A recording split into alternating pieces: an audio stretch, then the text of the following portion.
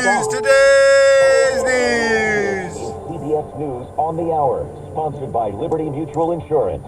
I'm Monica Ricks in New York. Heartbreaking reaction to a new Justice Department report that shows the Louisville Police Department has a pattern of violating people's constitutional rights.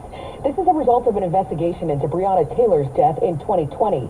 Taylor's mother, Tamika Palmer. It's heartbreaking to know that everything you've been saying from day one has to be said again through this manner, that it took this to even have somebody look into this department. Taylor was killed when police carried out a no-knock warrant. A black family in California just got an $8 million award after taking some cops to court over a racist traffic stop. The incident occurred in 2019. What are you guys doing here? A Silly Lagerfield and her two daughters were about to go inside a Starbucks when two Alameda County Sheriff's deputies stepped in.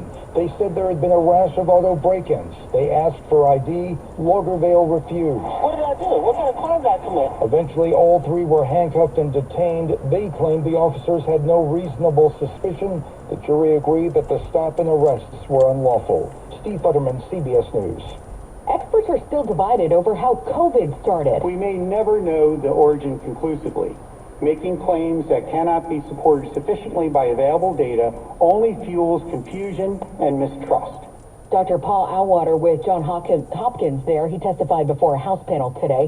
The hearing follows a report that claims COVID may have spread from a lab leak. The Senate Intelligence Committee is focused on worldwide threats. This is the annual threat assessment, and a lot of it focuses on technology. Everything from artificial intelligence to TikTok.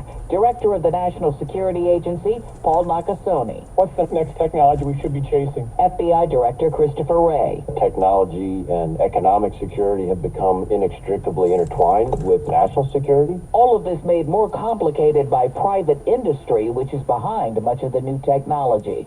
That's CBS's Cammie McCormick reporting.